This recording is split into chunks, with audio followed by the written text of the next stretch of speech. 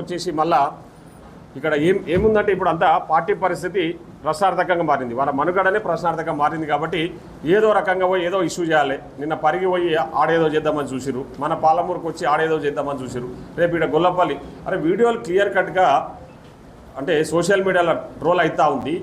మాజీ మంత్రి నిరంజన్ రెడ్డి గారు స్వచ్ఛందంగా గొల్లపల్లి ప్రాజెక్ట్ అవసరం ఉంది, ఇక్కడ కడుతున్నాము అని చెప్పి డీటెయిల్గా చెప్పినాక ఈరోజు గొల్లపల్లి వద్దని చెప్పేసి ఏం ముఖం పెట్టుకొని మళ్ళీ ఈరోజు వచ్చి కొందరిని రెచ్చగొట్టే ప్రయత్నం చేస్తూ ఉన్నారు. ఒక్కసారి ఆలోచన చేయండి. ప్రజలు ఎట్లాగూ వాళ్ళకి బుద్ధి చెప్పినా వాళ్ళకి బుద్ధి వస్తలేదు. మన జరిగిన సర్పంచ్ ఎన్నికలు, మన మున్సిపల్ ఎన్నికలల్లో వాళ్ళకి ఎంత బుద్ధి చెప్పినా వాళ్ళు బుద్ధి తెచ్చుకోకుండా అదే తప్పుడు మార్గాన్ని అనుసరిస్తూ ప్రజలను ఇంకా మోసం చేయాలని ప్రయత్నం చేస్తూ ఉన్నారు. దయచేసి మీరు ఎవరు కూడా ప్రజలు ఇక్కడ వనపర్తి కానీ మా నియోజకవర్గం కానీ ఇంకా మామనార్ జిల్లా ప్రజలు అంతా కూడా వాళ్ళు ఏంటంటే హరీష్ రావు గారు కానీ కేసీఆర్ కానీ వాళ్ళ కుటుంబ సభ్యులు ఏమనుకుంటారంటే పాలమూరు ప్రజలంతా అమాయకులు అనుకుంటున్నారు.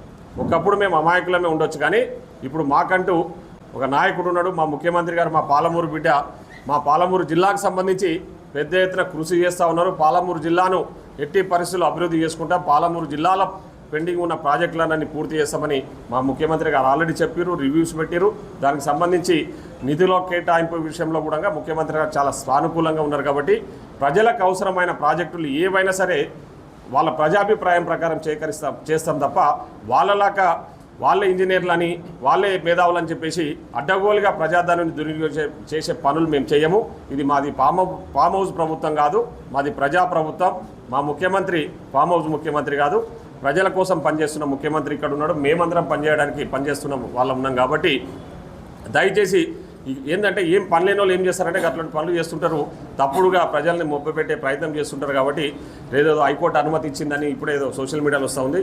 హైకోర్టు ప్రజాస్వామ్యబద్ధంగా చేస్తే మేము కూడా దాన్ని సహకరిస్తాం.